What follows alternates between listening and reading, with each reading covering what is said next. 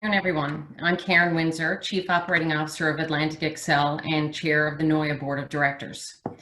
I would like to extend my thanks to all attendees for participating in Noia's second virtual town hall. We felt our first town hall was a great success, and it was timely for us to host another discussion about the future of our offshore oil and gas industry. I opened the last town hall by outlining some of the challenges we have faced as an industry due to COVID-19 and the collapse of oil prices.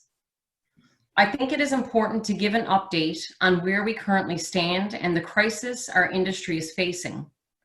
Some very real examples of the impact of our industry include drilling stopped at Hibernia and the tieback postponed, Hibernia-related exploration cut short, West White Rose construction and first oil put off for a year, CNOC drilling campaign delayed, Terra Nova asset life extension on hold, 2 drill rigs, West Aquarius and Transocean Barents, leaving our waters, temporary closure of North Atlantic refining and postponement of upgrades, and Baden Nord deferred. There are rumors of much more to come, including other potential exploration campaign delays or cancellations. Further, I know the number of layoffs and job losses to hit our industry are more than rumors. They are very difficult realities for thousands of families in Newfoundland and Labrador. As those of you in attendance know, Noia continues to advocate on behalf of our members and our province for an assistance package from the federal government specific to our offshore. I feel discussions have gone on long enough and we need immediate action. We believe Minister O'Regan, our representative in the federal cabinet, is working hard on our behalf. We have an open line of communication with him and his staff. However, he needs all the help we can provide in making a case to his colleagues for why our industry should be supported. Our asks are not huge and they are not unprecedented. We are not seeking a bailout, but assistance to prevent a massive bailout of our province in the very near future. We are asking for incentives for exploration to help our industry compete globally with jurisdictions such as Norway, the UK, and Australia, who are offering such incentives to attract investment and keep their industries alive. We also need incentives to keep development projects moving forward for the benefit of the supply chain and the thousands of people who have lost employment. Again, these are not unprecedented asks and have been used in our offshore before with great success. I'm looking forward to hearing the thoughts of our distinguished panel members about the current circumstances of our industry. There is tremendous knowledge on this panel today, and on behalf of our members and the board of directors, I thank each panelist for agreeing to take part. Now I ask Bill Fanning, President and Country Manager of Coverner Canada, to take us through the town hall. Thank you, Bill. Thank you, Karen. Good afternoon, everyone. Before we begin our panel discussion, I would like to thank everyone for their attendance and inform you that you may submit questions to the panel using the Q&A function of Zoom. The Q&A icon is located on the bottom of your screen. Should you have a question for a specific panelist or all panelists, please write it there. Also, a brief note to the media, a recording of today's town hall will be made available shortly after we conclude. So let's start, and let me recap from Town Hall number 1, which took place a little over 2 weeks ago. Building on Noia's hashtag #MyOffshoreMyFuture, on April 27th, we heard from various leaders in our province representing oil and gas, tourism, real estate, young adult cancer, transportation, and logistics. They each talked about the profound impact our offshore oil and gas industry has had on our province, the thousands of direct employment, and the significant ripple effect throughout our economy, preserving and enhancing the overall well-being of our society, and of course, the economic and social benefits of our industry are felt right across Canada. We also heard that notwithstanding COVID-19 and a low oil price, our story is far from over. We have what the world needs as we transition to a low-carbon future, but we can't do it alone. To continue to be globally competitive and attract capital investment, we urgently need a fiscal stimulus from the federal government. Not a handout, a stimulus to drive exploration and get development projects moving. Today, we continue that conversation, but with a greater sense of urgency. We have an outstanding and diverse panel of business leaders and entrepreneurs, a couple who have spent considerable time in public office. So let's start. I would like to introduce the Honorable Brian Tobin. Brian was Premier of Newfoundland and Labrador from 1996 to 2000, and also served in the federal cabinet as Minister of Industry and Minister of Fisheries and Oceans. He is a member of the Order of Canada, served on several boards, and as a former CEO. Brian is currently Vice Chair of BMO Financial Group and has served on several corporate boards. The floor is yours, Brian. Thank you very much, Bill. And Bill, let me say I'm delighted to be here with such a distinguished panelist group, Fred and Mark, and of course yourself and Charlene, and together with Karen. There were so many issues that confront Newfoundland and Labrador today. It'd be tempting to start talking about some of them, but that would be a mistake given the focus today is on oil and gas. And so I'll try and restrain myself to comments just on oil and gas. But before I do want to acknowledge the tremendous leadership the province has had in dealing with COVID-19. And I want to in particular note the fact that Premier Ball, Mr. Crosby, and Ms. Coffin have all worked together in a nonpartisan way, in a non-confrontational way, to take Newfoundland through a huge and very serious challenge. And I want to note that, and I want to acknowledge it, and I want to applaud it, because I think that kind of approach is what we're going to need to ensure that we sustain the future of the offshore oil and gas industry in Newfoundland and Labrador. You know, my mind casts back to 40 years ago, I hate to say it, when I was first elected to the Parliament of Canada in 1980. And shortly after I was elected, the Government of Canada brought in what was a controversial program, the National Energy Program. Parts of it caused great strife and great disquiet, no doubt in Alberta and Western Canada. But an important part of it shouldn't be forgotten, because it had a profound impact on offshore Newfoundland and Labrador. And indeed, it led to an attempt to develop an offshore off Nova Scotia as well. And I'm talking about the Petroleum Incentive Program. It really was a series of incentives that attempted at the time to Canadianize the industry and stimulate the development of the industry at the same time. And it's interesting for all of us to remember that when we look out to the offshore, every single one of the producing wells offshore today were discovered during that 5 or 6 year window when the PIP program was operative in the early 1980s. Now, why is that important? Because it tells us that oil and gas offshore, it didn't get discovered by accident. It got discovered by design. And it got discovered because of incentives that really attracted capital, which is global in nature, to go at the cost of, in today's dollars, $100 million a well, and to put a hole in the ground and to attempt to prove up significant and sizable reservoirs. My belief is when we look at what's happening with the combination of COVID-19, the global engine has, quite frankly, slowed down. It's on idle. It's nearly on stop on a global basis. This is unprecedented in the history of organized structures globally, that this should happen. There are attempts to restart the economy. People are beginning the first tentative steps to restart the global engine. But it's my belief, and I think it's a fair comment, that it's going to take some time before that happens.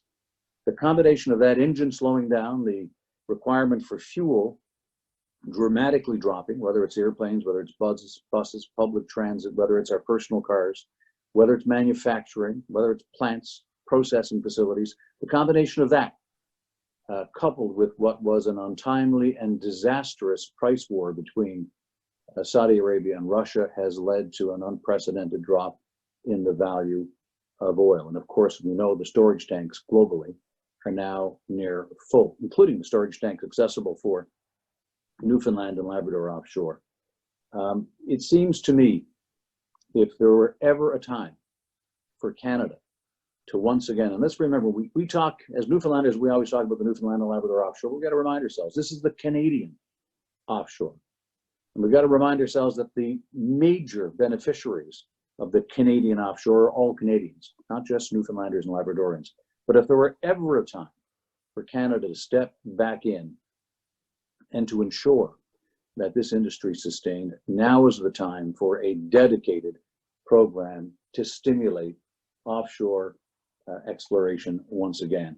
You know, I've taken note of the fact that Norway, which has a stimulus program, which has ensured continued exploration in its offshore, and by doing so, ensured the future of the offshore activity there. Last year alone, drilled 57 wells. Newfoundland and Labrador in 30 years has drilled only 54 wells. They've seen more activity with a focused stimulus program in a single year than we've had in 3 decades. I think the facts speak for themselves. So I know that that Minister Reagan Seamus O'Regan is very cognizant of the huge demand, the huge cry for support and for the government of Canada to step up. And I'm sure he feels, and this is appropriately said in this context, himself between a rock and a hard place. And he feels the weight of 40,000 people on his shoulders. But I hope he understands, and I know he does. I know Seamus well. I regard him as a dear friend. I hope he understands that what he's hearing today and what he heard last week and what he'll hear every time he has a conversation in Newfoundland and Labrador is not a pile-on. It's not an attempt to bury more weight on his shoulders. It's actually an attempt to put wind in his wings so that he can speak with his colleagues, his fellow MPs, and with the senators, with force and with authority and with impact on behalf of all Newfoundlanders and Labradorians as we talk about the need to sustain this critical industry. Let's not kid ourselves. With the collapse of the fishery in 1992, with the impact of COVID and what that's doing to our economy, with the terrible impact on the tourism industry, and that'll take some time to recover, with the fiscal and monetary state of the province. No point getting into how we got there. It's real. It's a huge challenge with the Bank of Canada. Our capacity as a province to go and borrow in the markets today, very constrained. With all of those things happening, we cannot sit and see both capital associated with the offshore oil and gas industry, people, real talent, world-class talent associated with the industry, and infrastructure, the kind of stuff that's behind Fred right now in the picture that I can see of Fred, whether it's drilling rigs or production platforms. We can't see those leave the province. If they leave, let's not kid ourselves, the challenge to get them back will be remarkably difficult.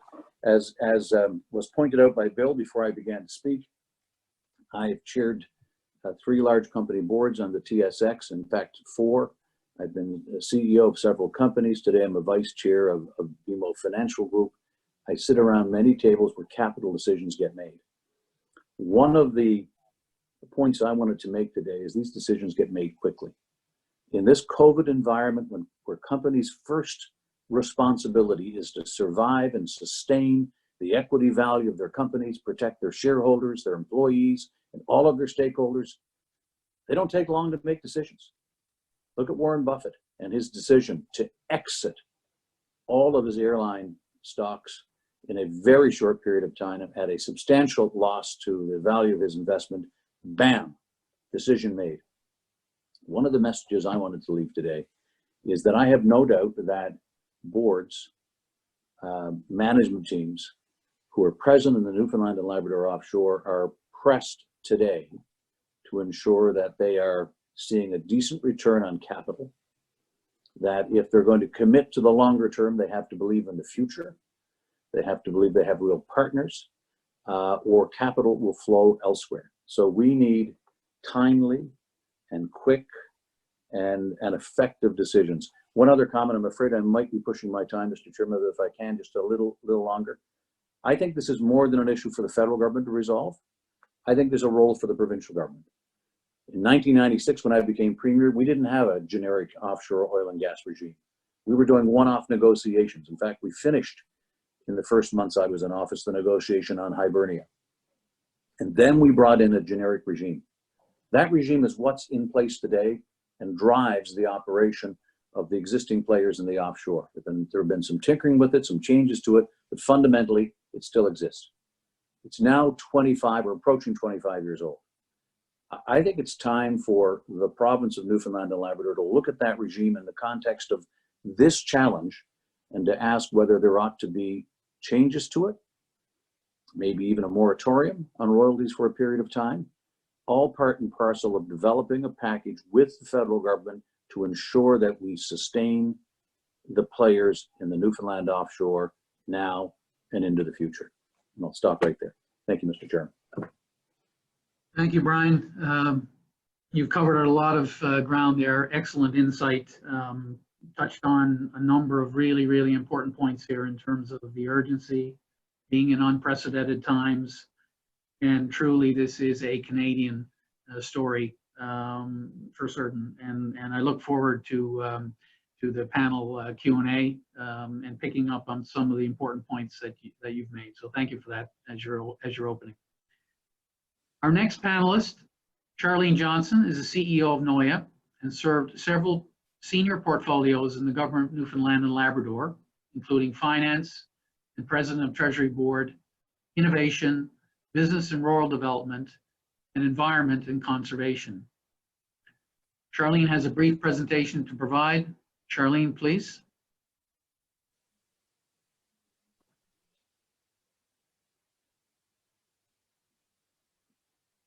Thank you, Bill.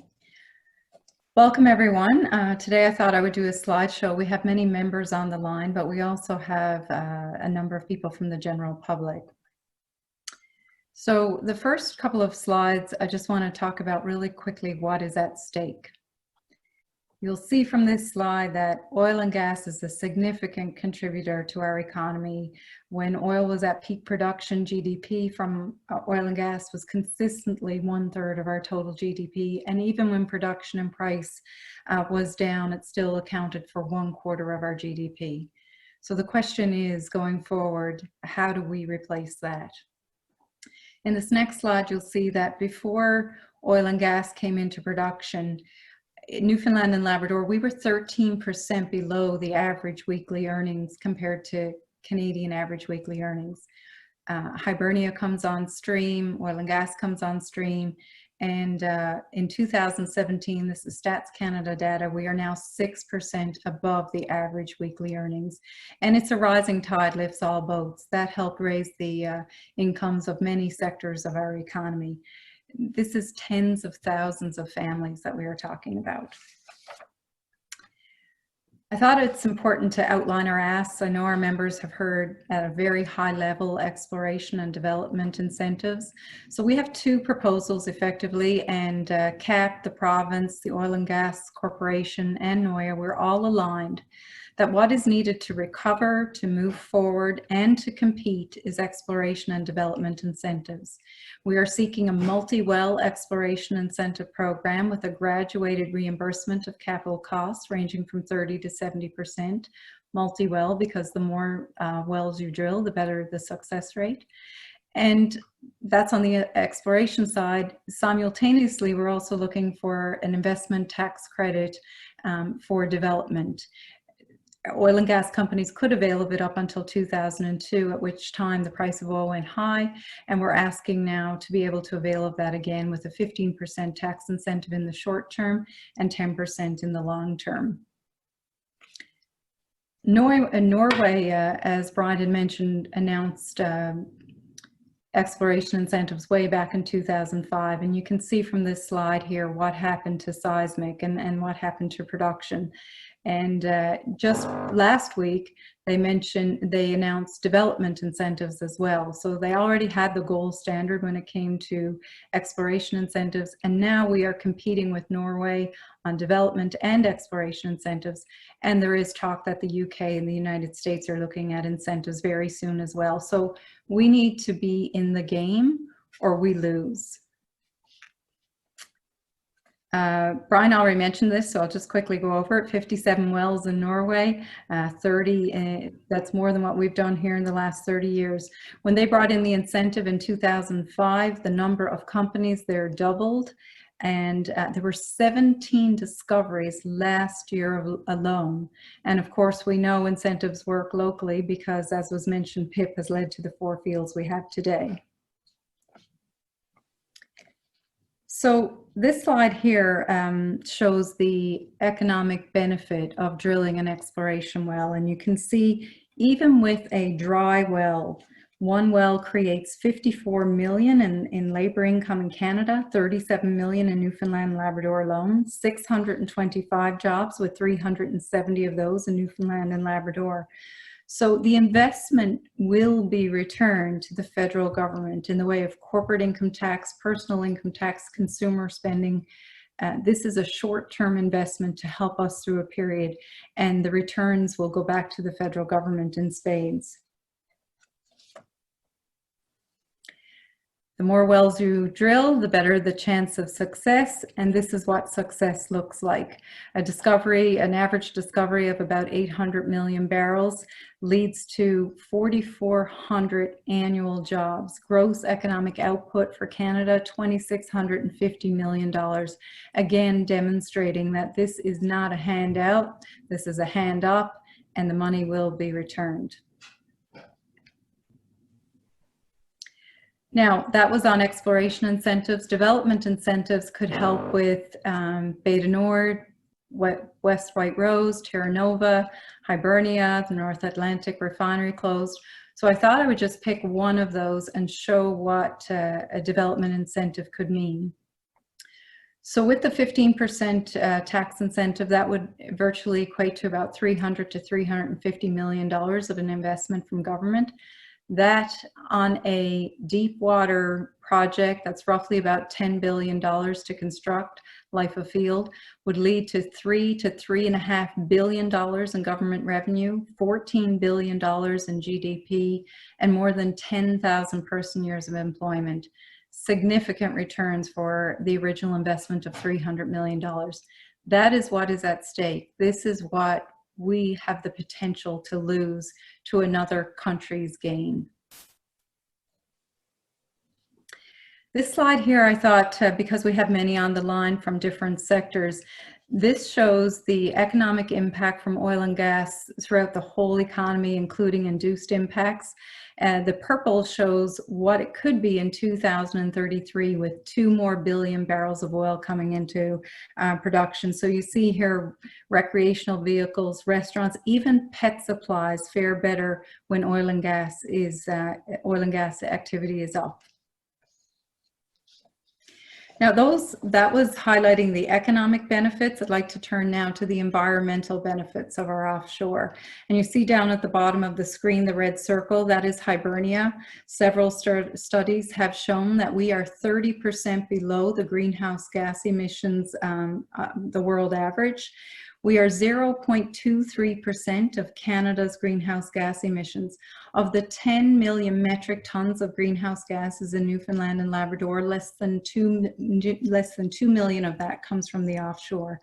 We have light sweet crude, and it's a very attractive feature with our sophisticated supply chain, with the prospectivity, that combined with the incentives we are asking for, we are poised to seize the potential that we have here. We have light sweet crude, but we do have opportunities for even greener projects in our future. Here you see the Johan Sverdrup in Norway. It's powered by hydro from shore. We have hydro. It reduces emissions by 80 to 90%. So this can happen here with new discoveries too. You can see on the bar chart the significantly small percentage of an average platform. The next slide shows a picture of the first oil platform that was powered offshore from wind. I'm not sure if you can hear all the rattling in the background today here, but we have plenty of wind too. So we're blessed with natural resources. This is an opportunity for us as a province to be leaders, to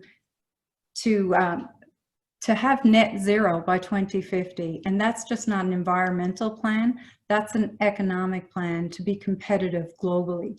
So this isn't an investment, this isn't a cost, sorry, this is an investment. And we need immediate response from the federal government. Thank you.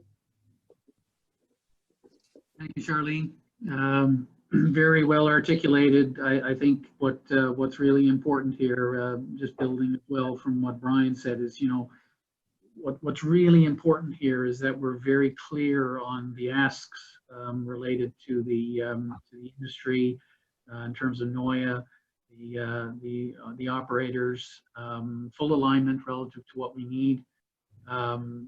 Certainly, this industry, as you pointed out, we compete internationally. Capital is mobile. It'll go where it's welcome.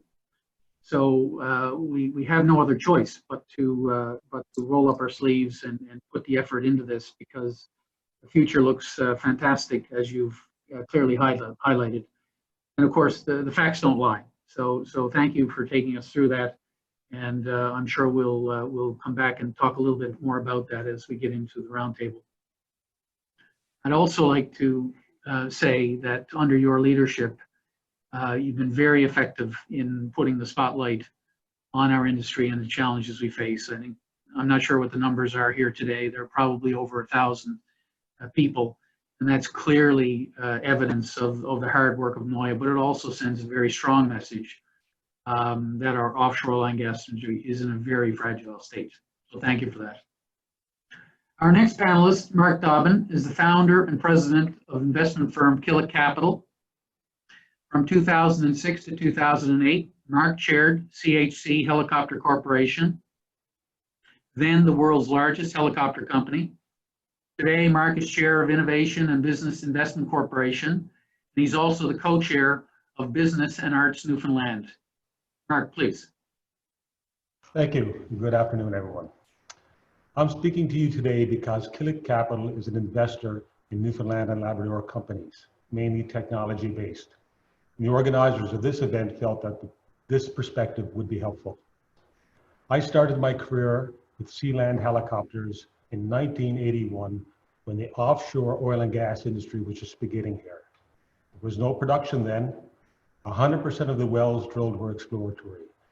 The major international oil companies were drilling here because of, as Brian mentioned, the Petroleum Incentive Program.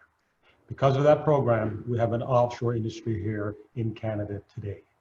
The financial returns of the PIP investments have been excellent. Sealand Helicopters, for example, grew and transformed into CHC Helicopters. The spin-offs from having a Canadian domestic offshore industry are huge, and CHC is just one example of its economic impact. I remember when the PIP program ended, and overnight we went from 14 rigs on the east coast of Canada to 1. It was devastating to the nascent domestic service industry. Some, like CHC, expanded internationally to survive. Others didn't make it. Now, as you've heard over and over again, this time is different. The global industry is in contraction, and nations are taking steps to protect and promote their domestic industries. Replacing lost domestic work with international is not a viable option. That's why we have to support our domestic Canadian offshore industry to ensure it remains viable. It's just too important to our economy. Now, many of us are aware of the growing impact of our tech sector to our provincial economy. Many hundreds of high-quality well-paying jobs are created here every year, and each year that number increases. Some local companies, some tech companies are actually hiring now despite the pandemic crisis. As much as I'm a believer and supporter of our tech sector, it's not on any planning horizon where it rises to close to the level of economic importance of our offshore industry. I can't overstate again how important it is to our regional and national economy. The economic benefits from the industry spill over and support other sectors like the tech sector and others that were in Charlene's presentation. There's an incredible multiplier effect at play here, and it pulls in large amounts of capital from outside of Canada. Capital that drives value and creates wealth and jobs. In recent years, governments have gotten much better at using incentives to drive outcomes.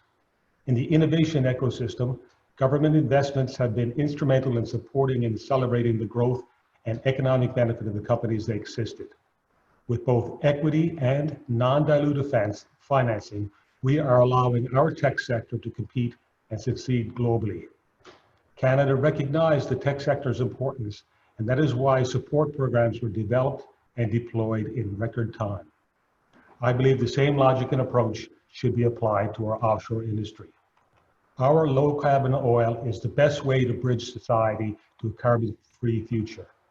Killick Capital has invested in green technology companies, and I see no conflict with that and also supporting our offshore industry. Furthermore, in these times of growing nationalism and shortening supply chains, it makes no sense to me to imperil a key component of the Canadian economy. The government of Canada made one of the best investments it ever made when it supported the Hibernia development. I believe it's time for history to repeat itself. Thank you. Thank you, Mark. You touched on a number of important themes there, certainly regarding the low carbon and the green technology sector that you're supporting and investing in our province. The young entrepreneurs, the knowledge base there, that obviously we need to continue to ensure that transfers from the oil and gas industry as we move into the low carbon future. You also touched on, I think, which is really important, as Brian started off, about the National Energy Program and talking about self-sufficiency.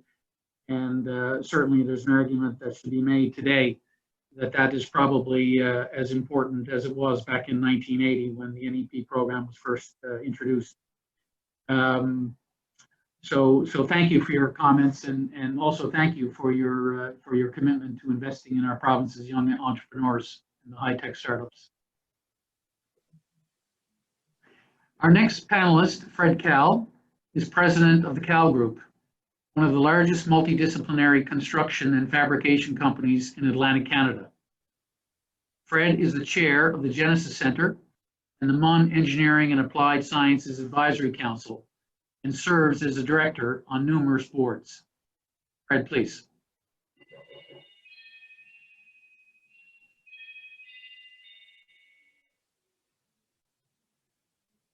You there, Fred? I knew somebody had to do it, Bill, so it had to be me.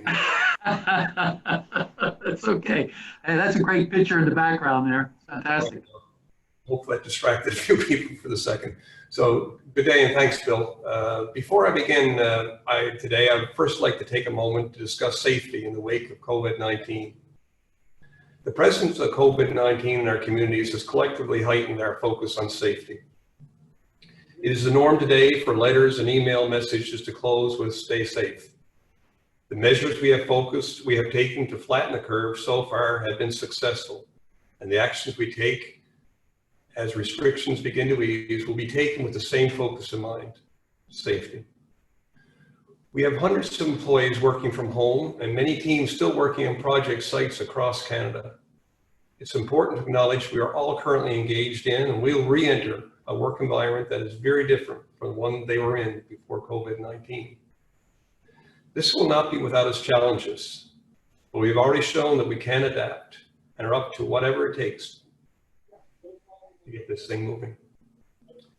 Well, today I just wanted to explain, for those not familiar with our firm, the history of our group, our involvement with the oil and gas industry, what the oil and gas sector has enabled us to do as a company, the challenges we face, and the vision of the future. Our firm was established by my father in 1953 as an electrical contractor. In 1990, the offshore industry in Newfoundland was kickstarted by the Hibernia Development Project. Our firm, like many other local companies at the time, became involved with the project with the building of the bull arm fabrication facilities. We were very fortunate to continue on in the building of the permanent Hibernia gravity base and topside structure. In 1997, we were present on the platform supporting operations when first oil was brought on board. Through partnerships and new acquisitions, our group continued to support high-burning operations for the next 20 years. During the years since that first oil was produced in our offshore, we've been involved in all phases of development of the subsequent 3 offshore assets. Suncor operated Terra Nova FPSO, Husky operated Sea Rose FPSO, and most recently, ExxonMobil operated Hebron GBS platform. So we've been there since the beginning and have seen Newfoundland's offshore grow from a single project to an industry that today represents over 30% of the province's GDP. Our firm and a number of other firms have leveraged our involvement in the oil and gas sector to expand and diversify our capabilities in other industries here in Newfoundland and across Canada. What started off from Cal's perspective as an electrical contractor in 1990 with a staff of 5 and a trade workforce of less than 50 has grown today to a group of companies and partnerships employing hundreds of staff and thousands of tradespeople that support energy projects across the country. Over the years, as the oil and gas industry grew and more offshore assets were put into production, the provincial supply chain grew to support the industry's growth. Local companies saw the need and opportunities that were presented. Cal evolved from being simply an electrical contractor to a multidisciplinary organization capable of offering everything from module fabrication, large-scale mechanical, piping and electrical construction, niche engineering, to operations support. Our client base also grew to include some of the largest organizations in the world, many of whom we continue to support. Over the years, we and the others in the industry have been able to attract talented employees, the majority of which have been local. Graduates of our trade school, technical colleges, and university. Thousands of post-secondary students benefited from work terms in the sector that evolved into careers into oil and gas. Quite a number have gone on to take on very senior roles in the operations and management of the operators organization, as well as in the engineering companies organization and large support companies throughout Canada and the world. The oil and gas industry has a strong commitment to diversity, safety, and quality, as well as local benefits. Newfoundland trades have benefited tremendously from this over the years. This has allowed us to grow and train thousands of our local trades, men and women, to be what I believe is some of the best skilled and most sought after trades in the country today. The oil and gas industry is always challenging itself to leverage technology and innovation to execute its CapEx and OpEx safer, more efficiently, and more environmentally friendly. Locally, we have benefited from this as our companies have broadened our technical capabilities with investments in infrastructure and technology. The research and development invested in this province as a direct result of the oil and gas industry has been huge. Infrastructure investment in the building of numerous university structures, such as including the Earth Science Building, the Core Science Building, the Hazardous Environment Research Facility, and the federal government's NRC Research Facility is tremendous. The introduction of the process engineering discipline and many more programs in our post-secondary schools all have come from the investment from the oil and gas industry. The oil and gas industry has also contributed significantly over the years to our community. Companies and organizations, including trade labor groups involved in the sector, have been able to give back to many worthwhile causes. Regional health foundations, community food sharing, Stella Circle, the YMCA, and the one close to my heart, the Gathering Place, and many, many more throughout the province in every region.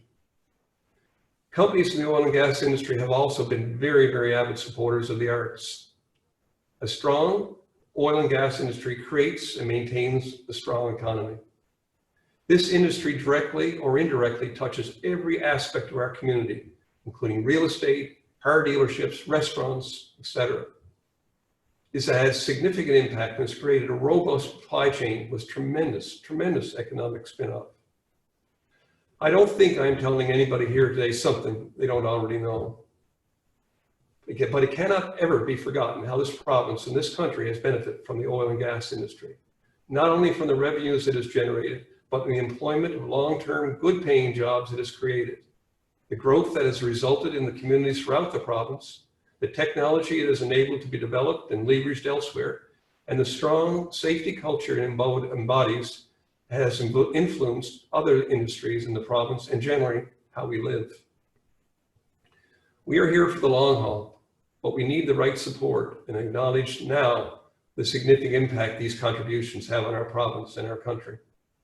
Our collective investment in people, infrastructure, and communities will be compromised if we do not have a stable approach to their exploration, development, and the continuing support of our industry association at all levels of government. As an industry, with the COVID-19 pandemic and low unstable oil prices, we are facing unprecedented levels of uncertainty. These uncertainties have led to limited pipeline of true projects, uncertain futures, delays and deferrals and cancellation of projects such as Equinor's Beta Nord, Exxon's Hibernia West subsea extension, and most recently, the most devastating news of the week of the canceling of the life extension project for the FPSO behind me, of the Terra Nova FPSO, and the idling of this vessel for potentially 2 years. Devastating. We all acknowledge that competition for investment is a global game, and we must play this game. We cannot afford to sit on our hands and let this investment go elsewhere. Newfoundland and Canada needs a vibrant and sustaining oil and gas industry. In the short term, we must focus on getting marginal and near-term shovel-ready projects back on track. We need to kickstart these projects now, either through tax incentives or other measures that can help reinvigorate development. Hibernia, Terra Nova, and White Rose all have meaningful projects that need to get moving while we all await Equinor's decision. Exploration incentives are also required.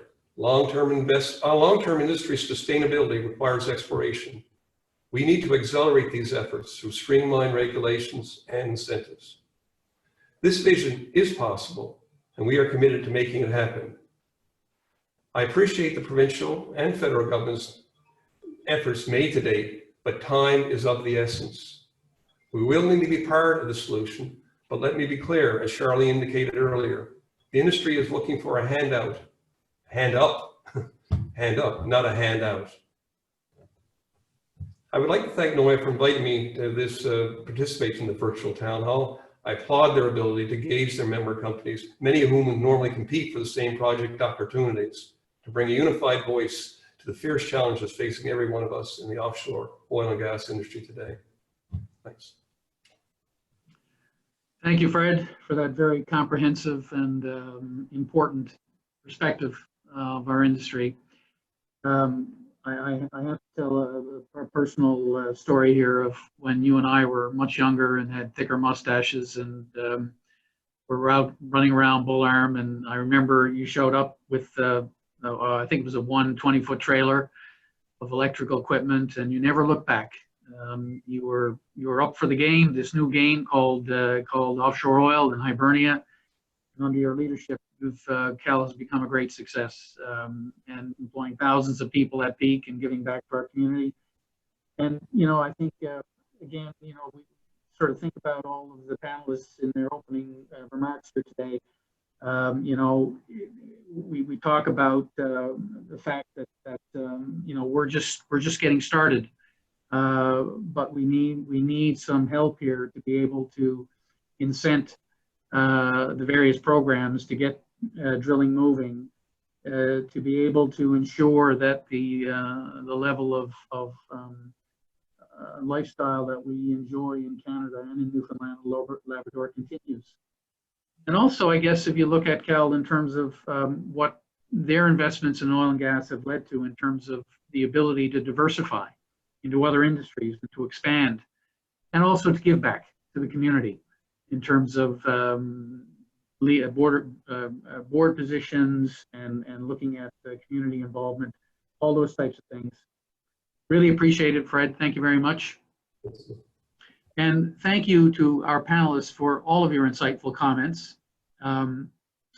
We'll now open the virtual floor to questions. I remind attendees that questions can be submitted through the Zoom Q&A function, and you'll find the icon at the bottom of your screen. So no time to waste here, so let me begin. I do have a question, and that is for the Honorable Brian Tobin. And, Brian, Bill, your voice is fading in and out. You're probably getting a little bit okay. away. Yeah. Can you hear me okay now? We can, yeah. Okay, good. Premier Tobin, a question many of our attendees likely have on their minds is, why was participating in this town hall today important to you? I know you touched on it in your opening remarks. It is important. Well, you know, the truth is, Bill, I have, I think, pretty successfully attempted to stay out of public policy comment and or debate for the last 18 years. It's been 18 years since I retired.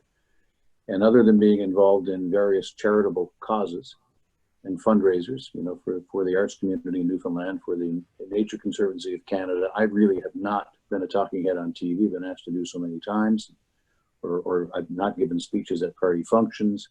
I've really focused on my business life. And when Charlene called me and asked me to do this, my initial reaction was probably not. But I have to agree, I think, with your comment. She's very persuasive, very passionate.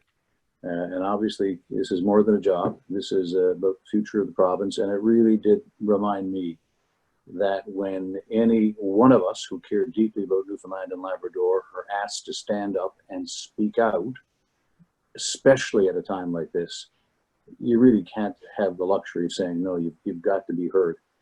You know, and the reality is, I believe with all of my heart that Newfoundland and Labrador has a good future, has a prosperous future. I mean, the basket of resources that we have as a province, from mining, from forestry, from offshore oil and gas, from still the harvest from the sea, is considerable. And if we manage it well and manage it smart, there's much to look forward to in Newfoundland and Labrador. But I do fear that if we let despair get to us, or if we lose our voice, or if we're afraid to ask for something that's reasonable in a difficult circumstance like this, we can and will be left behind. You know, I just remind us all, Newfoundland and Labrador has not received equalization for the last 6 or 7 years, not a penny. Think about that. We pay in to the Canadian economic basket, and we've done so basically since oil and gas has really ramped up and become a significant part of the revenues of the province. We don't get any money out of equalization. Our next door neighbors in Quebec, about $12 billion last year. Our neighbors in New Brunswick and Nova Scotia, about $2 billion each last year. And I don't quibble or quarrel with any of that. But I do say that when you think about that and the fact that we received in Newfoundland and Labrador zero, we shouldn't be shy or hesitant or nervous or timid about making the ask that's being made today, and that is that we find a way to stimulate exploration again in the offshore. And as Charlene pointed out to us, every penny that's poured into a well, and you got a 1 in 6 chance of being successful, comes back in economic benefits for Canada and for Newfoundland and Labrador. And if you actually find something that's sustainable, and that can be prosecuted, that can be developed, I mean, the multiplier effect is extraordinary. So why am I participating? Because I just think that anybody who cares about the province, and everybody in Newfoundland and Labrador cares about the province, has to find their voice now. Thanks very much. Mark, I want to turn to you now, and basically, I guess in terms of looking at your portfolio of investments and the current climate, I mean, how is the current climate impacting investments in this province? Are you making adjustments? Yeah, we've made obviously a lot of adjustments, and like everywhere else, we're focused on protecting the companies that we're already involved with.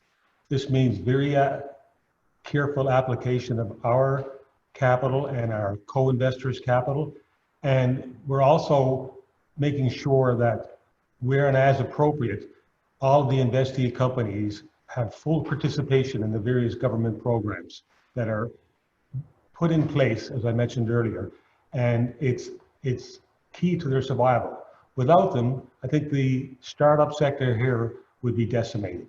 So we're very grateful for those programs, and I don't know why we are hesitant to see similar type programs put in place for the offshore oil and gas industry. Thank you. Charlene, question for you. You represent a very large membership here of pretty well close to 600 members. What's the biggest concern being expressed by you by Noia members during this crisis? And what does Noia feel is the best help that can be provided for our industry to recover and compete globally? I think I'm hearing, mostly short-term concerns right now, but we are also turning to the medium and the long term. People are hurting. We have over 50% of our members have laid off significant numbers of people. We have companies that are closing, have zero revenue coming in, cannot pay rent. We are doing member check-ins now. Our staff is reaching out to all of our members just to see how things are going. Can we help on your membership? Do you need some extra time? And companies are telling us that they are closing shop and leaving Newfoundland and Labrador. And when they leave, they're never coming back. I'm hearing from individuals who, are facing bankruptcy. They're not sure how they're going to be able to provide for their families in the future. We've been working around the clock, many people. This is really a Team NL effort. But I think the hardest question that I got was from my 11-year-old daughter. And she said, Mom, I don't want to have to leave here. All this you're talking about. And she's seeing and hearing us on the phone because they're home. And that's really the situation that we're in right now, is we need a future for Newfoundland and Labrador. So providing these two asks that I outlined today is not just saving an industry and helping an industry to be all that we can be. People talk about being like Norway. We can be better than Norway. We can be the best in the world with all of the resources. We're an energy warehouse. We have a sophisticated supply chain. We have the best rocks in the world. We just need a short-term assistance, and we promise we will pay it back in spades.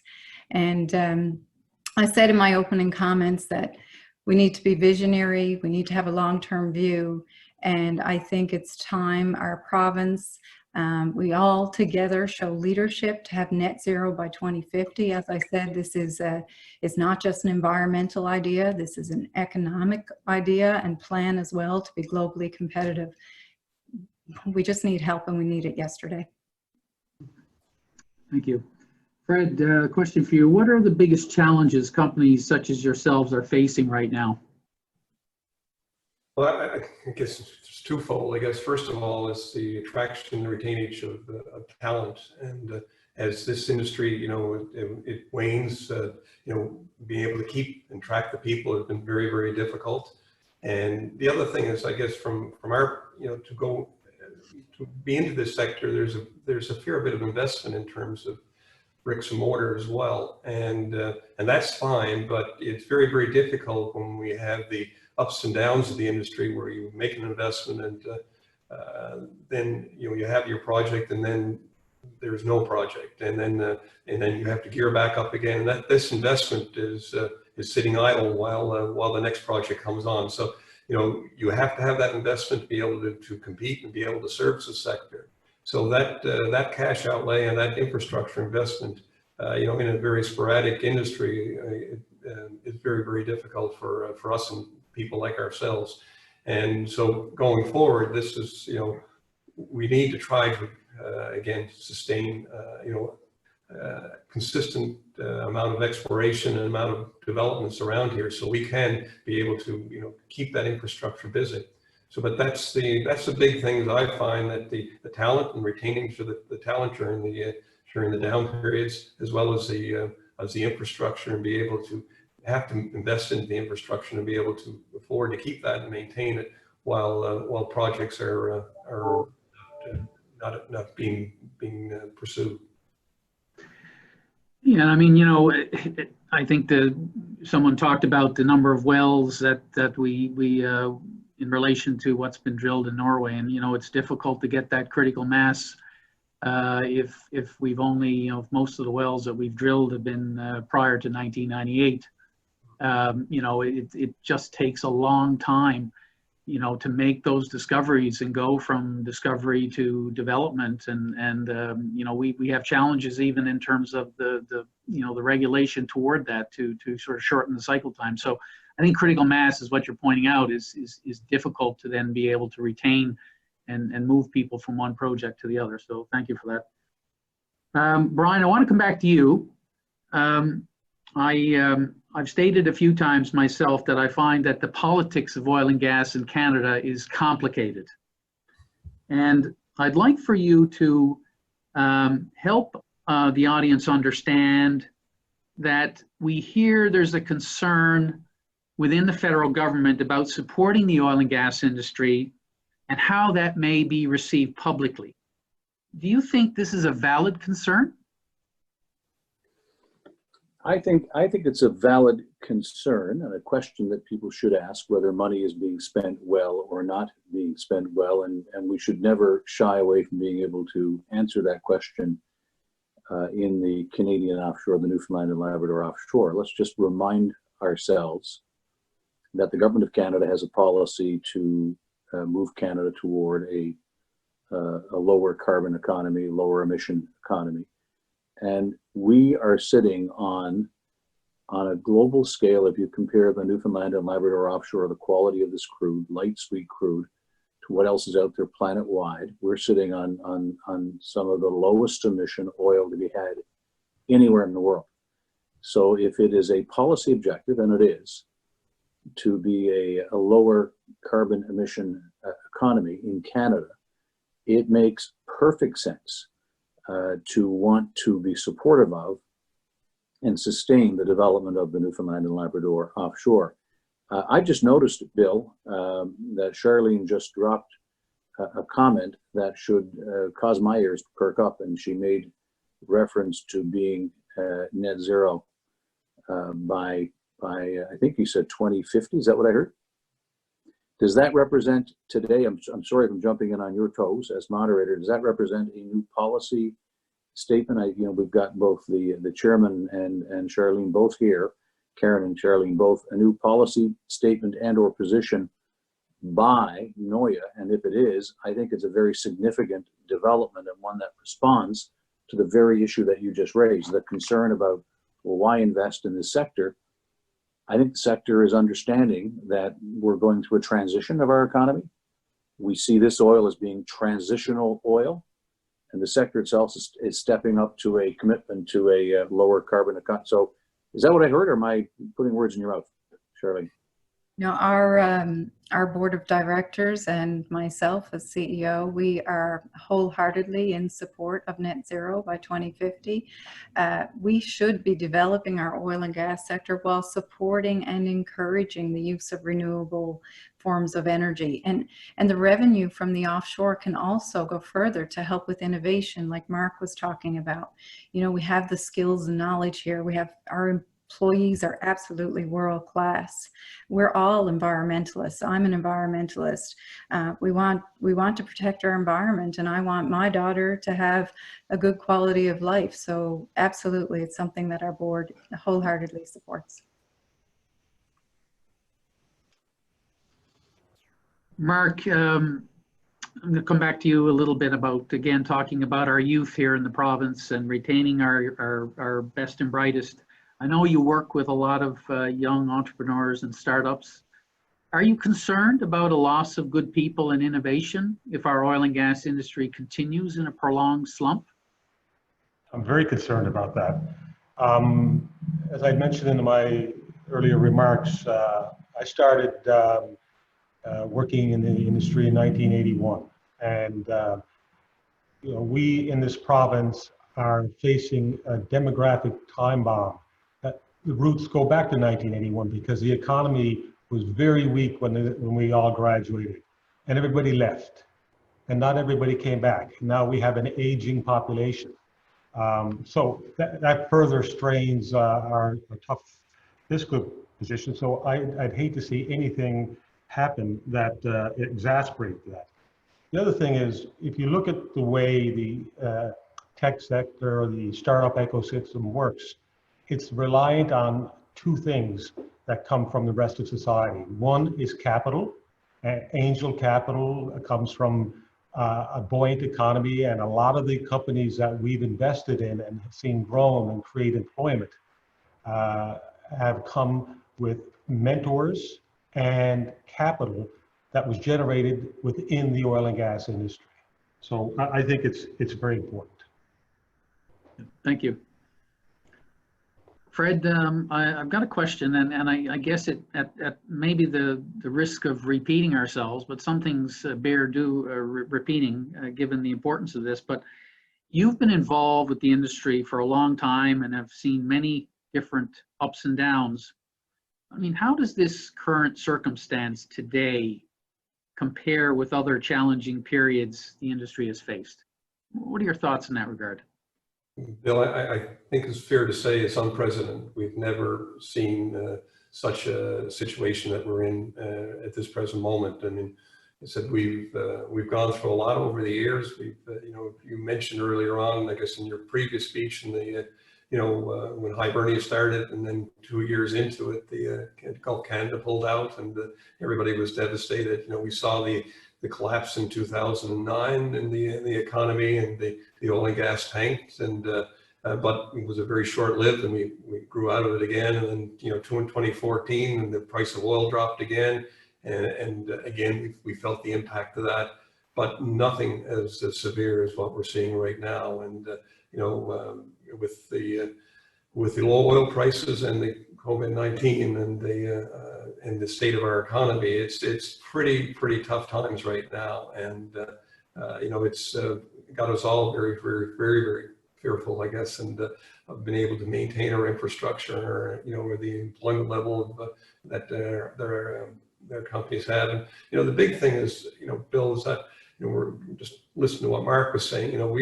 We've invested in this province, in our university post-secondary institutes. We've been able to produce some I really have to say the top engineers, within the industry here in the province. We train tradespeople in the same way. It's just, it really makes me, concerned and sad. I mean, that there's potential of have to lose these people, but they're going to have to go elsewhere to get work, or to be able to get, to keep the families going. So it's unprecedented what we've seen. And, as I said, we really can't be waiting, and sitting on our hands for the next year trying to figure out what we're going to do. We have to do it right now. And otherwise, as Brian said, or this capital is going to go elsewhere to other countries, and will we get it back? Who knows? And but so it's unprecedented, I feel. Thanks for that, and it kind of you've sort of given me a sense of urgency around how critical and in terms of timing here. And I guess that probably want to shift gears a little bit and talk about the process, what's happening right now, and maybe I'm going to ask Charlene to weigh in on this one. But Charlene, how are discussions going with the federal and provincial governments? I mean, where are we? I mean, it was over 2 weeks ago. We had a first town hall here. We've had that wonderful hashtag My Offshore My Future. There's a lot of data out there. Where are we? What's the status with discussions with the federal and provincial government? Discussions are ongoing. They have been ongoing for 8 weeks now. But I have to say, I don't want to put words into Minister O'Regan's mouth, but I do believe he is 100% all in on this. I do believe he is determined to deliver. I also understand, and I know Brian would understand this, that this is about convincing your cabinet colleagues as well. I remember back in 2014 when I was finance minister, and I wanted all-day kindergarten brought in so bad it hurt. I had to start with my leader, and then I had to make my way around the table and get their support. And because it was difficult, because it's a long-term benefit, all of the positive outcomes are later in life. So this one, we're asking for incentives now, and that long-term benefit will definitely come later. So this is meant to help him. Our awareness campaign is meant to talk about the value of this industry, the far-reaching impact of this industry. He is always only a text or a phone call away. His staff have been phenomenal. Special shout out to Paul Moen, who's analyzed this to death, asked vital questions. And as I said earlier, this is really a Team NL approach. This is not just Noia, CAP, Oil and Gas Co., the province. I was on the phone with the Premier 10 o'clock last night, again, before 8 o'clock this morning. Actually, I'd say, Premier, I got to call you back. I'm going on CBC. Everybody's in this together. This is a Team NL approach. We just need it to be a Team Canada approach now. Good, good. So that's a nice segue. Brian, I've got a question for you. You talked about, and we're very clear that this is about Canadian energy. So I want to pick up on that. And as you know, we don't view the current situation as just a Newfoundland and Labrador issue. Fair point. So I want to ask you, do you have suggestions on how we can put more of a national spotlight on the issues facing our offshore and the impacts it will have, countrywide? What else can we do? I actually think a very good job is being done. I've had a chance to speak to Minister O'Regan, to Seamus. Let's just remind ourselves that the PIP program that we're talking about was put in place under Prime Minister Trudeau the first. That's when it occurred. It was a McKechnie budget, and it was designed specifically to stimulate the East Coast, both Newfoundland and Labrador, Nova Scotia, or anywhere else for that matter, offshore. That's where it began. It worked, and it started the offshore, and then the program was brought to a close some years later. I think there's a powerful case to be made to Justin Trudeau that a program that began under his father and proved to be effective, is effective in Norway, as it was laid out in the presentation that Charlene did, needs to be revitalized. I think, frankly, we are fortunate for us, maybe not fortunate for Seamus, that we have him in cabinet today, and in particular in this portfolio today. Can you imagine the burden that he is feeling? It's a terrific burden, but the fact is, I think it's very well understood that he has an ability to speak to the Prime Minister in a way that's quite effective. And so I think everything we're doing, Bill, the constructive way in which it's being done is important. Nobody's out to try and, we're not out to try and just make a point or make the case or spill blood or be angry. We're out to get something done and understand well that the best way we can do that is to help the minister speak with a strong voice. Frankly, same with the province, whether it's Minister Cody or the Premier. I know they are working in a collaborative way. I've gone a little far in suggesting they should be looking at the royalty regime as well, but I do think that it at least should be looked at, because I don't think the royalty payout for the province this year is going to be that big. It was over $1 billion. What's it going to be this year? Pick a number. It's going to be way down below what it was.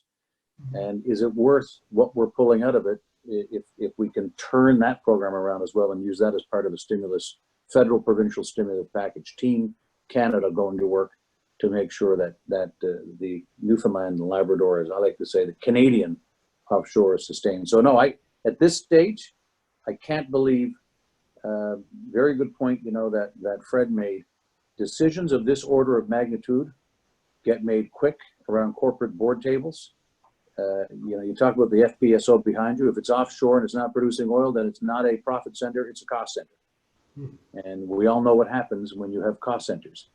The mothership just reported their quarter, Suncor, they had a very substantial quarterly loss. I mean, this is true. You can multiply that across every one of the service providers in the oil and gas industry. So if we're going to do something, we have to do it quick.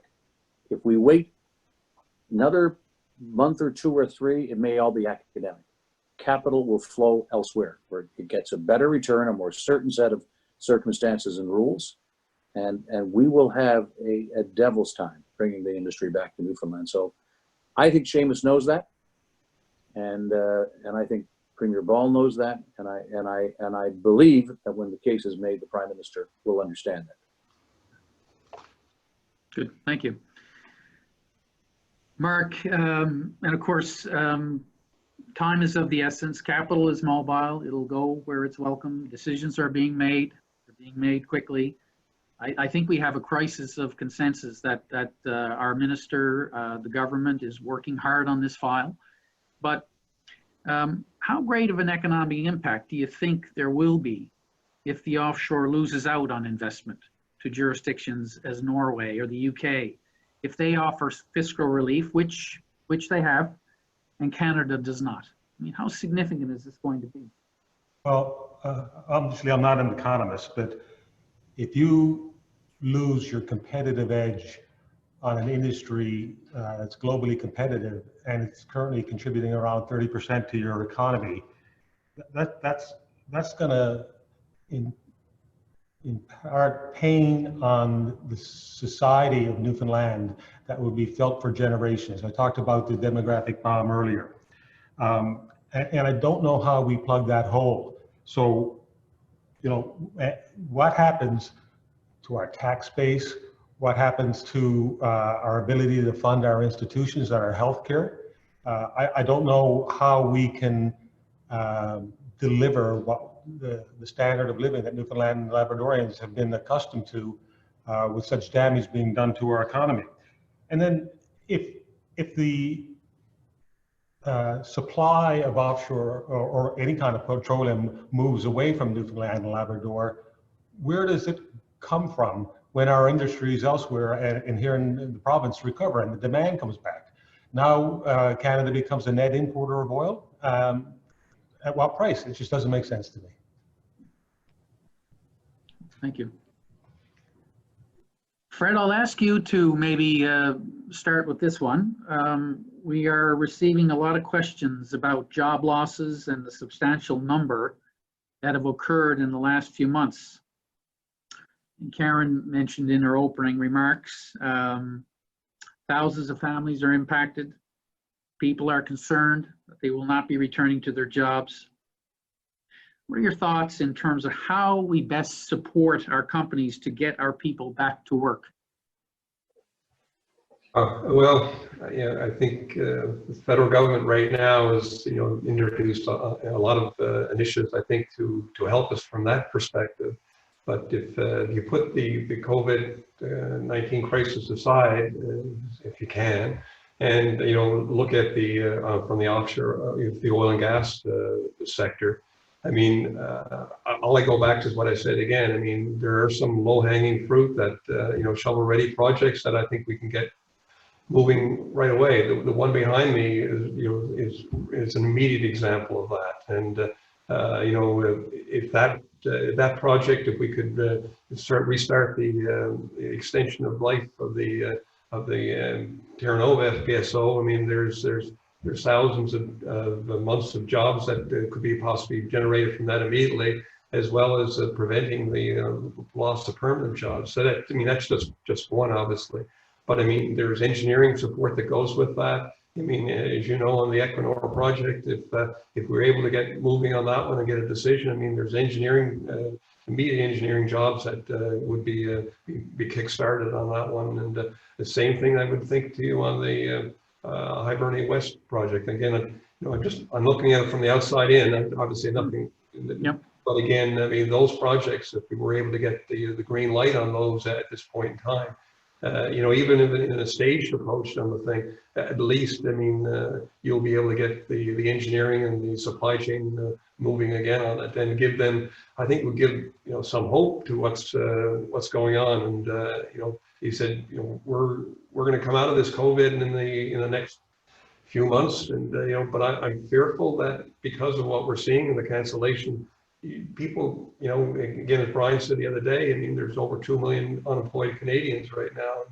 And, will all those people be hired back? And I would say the same thing down here. My big fear is that, you've got engineering companies and construction companies who kind of who trim down temporary layoffs. But now we know when we come back out of this, will those people be brought back on stream? And I think if we're in the situation we are with these 3 or 4 projects we talked about, we're going to get a rude awakening. I hate to say it, and but So how do we prepare against that? I guess just encourage that.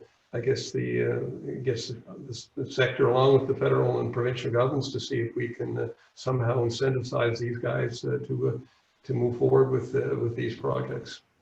And that's all I really can say. Yeah. Oh, very good. Thanks, thanks, Fred. Anyone else want to weigh in on that one? Charlene?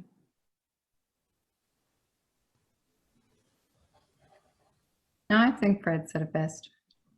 Good. So, you know, it does sort of, you know, you kind of put a lot of these things in sort of three buckets, you know, shovel-ready kind of projects that we need some kind of a development incentive, securing the future, which is really all about our exploration drilling. And of course, we've talked about the net zero, which is really all about our social license and having sustainable solutions going forward. So we've touched on some really important and key elements of why we're here today and why it's so critical and urgent that something is done. We're getting close to the end of our sessions. I think I need to do just a quick survey here of other questions, perhaps. Bill, if I could, sometimes Yeah, you sure. can start listing people, but I do not want to forget Minister Cody and her staff and how hard they've worked with Noia and others on this as well. And I guess I just want to part with a final comment. I firmly believe that this isn't an either or scenario. This is all forms of energy working together. Wind energy, solar, hydro, it all requires petroleum products. So this is about energy and the environment, and being a leader requires someone following. Trying to transition from a market that somebody else will readily fill at your expense is not leadership. By making decisions that keep our oil and gas in the ground, we just give that production to Saudi Arabia, Venezuela, Iran, so others can gain the economic benefit and probably the environmental loss because of our light sweet crude, depending on where it gets produced. And what does that leave us with? It leaves us with the option to buy their production to support our daily needs. So we need to be visionary on that. Charlene, I think you had the final comment in the panel. So on that note, I'm going to bring an end to our session. It's time to wrap up, and I do have some concluding remarks. First of all, a sincere and I would say a thunderous virtual applause to today's panel. You laid it all out there. Each and every one of you was energetic, insightful, provocative, as it should be. Passionate, fact-based, and it was personal. So thank you. Thank you for taking the time to have your voices heard. To our audience, and I don't know what the numbers are we over 1,000? We are at 610 now, but we were close to 800 at one point. Okay. So to our audience today, wow, you showed up in spades today, and your questions were very relevant. Thank you for that. I'd like to also say to our elected members and government officials that joined us today, you've heard from the panelists and the audience who care for this industry and are gravely concerned for its future. We came together again today, and I guess we'd probably do it again if we had to. I hope we don't, but we would if we had to help you tell our story, because as we've said before, our story is far from over. It is more relevant today than ever before. Thank you for attending. I have to say, having listened to the panel as a moderator, I have to tell you that I felt a slight twinge today. I don't know if it's a frustration or whatever it is, but I think most of us believe that we have such a bright future for our industry. But here we are today. It's an industry that's been so transformative to our province, and its contribution to Newfoundland and Canada significant on so many levels. Its roots run deep throughout every facet of our society. And as it was stated earlier, we have what the world needs as it transitions to a low carbon future. So for the avoidance of doubt and to restate, what is our ask? What is our need? A fiscal stimulus, not a handout, from the federal government to drive exploration and get development projects moving. It's an immediate and urgent action that's required to help our industry and Noia members survive this challenging time. I want to thank everyone today for your attendance, and please stay safe. Thank you, Bill. Thank you. Thank you. Thanks.